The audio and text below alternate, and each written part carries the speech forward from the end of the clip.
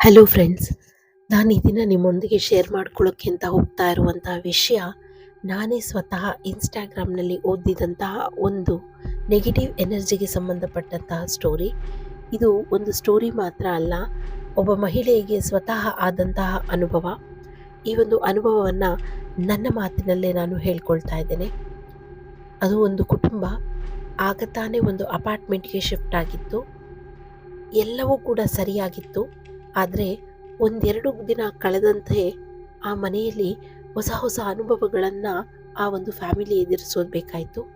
ನಂತರ 2-3 ದಿನಗಳಲ್ಲಿ ನನ್ನ 2 ವರ್ಷದ ಪುಟ್ಟ ಮಗಳು ವಿಚಿತ್ರ ರೀತಿಯಲ್ಲಿ ವರ್ತಿಸೋದಕ್ಕೆ ಶುರು ಮಾಡಿದ್ಲು.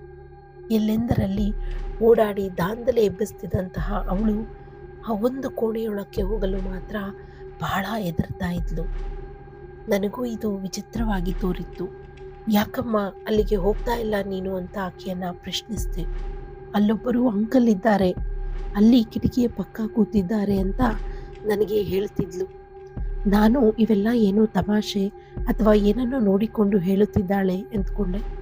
ಸುಮ್ಮನಾಗ್ಬಿಟ್ಟೆ. ಆದರೆ ಆಕೆ ಒಂದೇ ಸಮನೆ ರಾತ್ರಿಯೆಲ್ಲ ಅಳೋದಕ್ಕೆ ಶುರು ಮಾಡಿದಳು. 1-2 ದಿನದಲ್ಲೇ ಆಕೆ ಅನಾರೋಗ್ಯದಿಂದ ಕೂಡ ಬಹಳನೇ ತತ್ತರಿಸಿ ಹೋದ್ಲು. ವಿಚಿತ್ರ ಅಂದರೆ ನನಗೂ ಇಂಥದ್ದೇ ಅನುಭವ ಶುರುವಾಯಿತು. ನಾನು ಸುಮ್ಮನೆ ಕೆಲಸ ಮಾಡುತ್ತಿದ್ದಾಗ ಪಕ್ಕದಲ್ಲೇ ಯಾರೋ ನಿಂತಂತೆ, ಯಾರೋ ನನ್ನ ನೋಡಿದಂತೆ ಅನ್ನಿಸ್ತಾ ಇತ್ತು. ಒಮ್ಮೆಯಂತೂ ಕಬೋರ್ಡ್ನಲ್ಲಿ ಇಟ್ಟಿದ್ದ ಉಪ್ಪಿನಕಾಯಿ ಬಾಟಲಿ ಡಮಾರ್ ಅಂತ ನೆಲಕ್ಕೆ ಬಿದ್ದೇ ಹೊಡೆದೇ ಹೋಯಿತು. ಬಹುಶಃ ನಾನೇ ಇದನ್ನು ಸರಿಯಾಗಿ ಇಟ್ಟಿಲ್ಲ ಅಂತ ನನ್ನಷ್ಟಕ್ಕೆ ನಾನೇ ಸಮಾಧಾನ ಮಾಡಿಕೊಂಡೆ. ಇದಾದ ಕೆಲವು ದಿನಗಳಲ್ಲಿ ಗೂಬೆಗಳು ಮನೆಯೊಳಕ್ಕೆ ಬರೋದಕ್ಕೆ ಶುರು ಮಾಡಿದವು. ರಾತ್ರಿಯೆಲ್ಲ ಮನೆಯ ಕಿಟಕಿ ಬಳಿ ಕುಳಿತು ವಿಚಿತ್ರವಾಗಿ ಕೂಗುತ್ತಿದ್ದವು. ಒಮ್ಮೆಯಂತೂ ನಾನು ನನ್ನ ಮಗಳೊಂದಿಗೆ ಮಲಗಿದ್ದಾಗ ನನ್ನ ಕಾಲ ಬಳಿ ಯಾರೋ ಕುಳಿತಂತೆ ಕಾಣುತ್ತಿತ್ತು. ನಾನು ನನ್ನ ಗಂಡ ಇರಬಹುದು ಅಂತ ನಿದ್ದೆಗಣ್ಣಲ್ಲಿ ಸುಮ್ಮನಾಗಿದ್ದೆ. ಆದರೆ 5 ನಿಮಿಷದ ನಂತರ ನನ್ನ ಪತಿ ಅಲ್ಲಿಗೆ ಬಂದರು. ಹಾಗಾದರೆ ಮೊದಲೇ ನನ್ನ ಕಾಲ ಬಳಿ ಕುಳಿತಿದ್ದವರು ಯಾರು?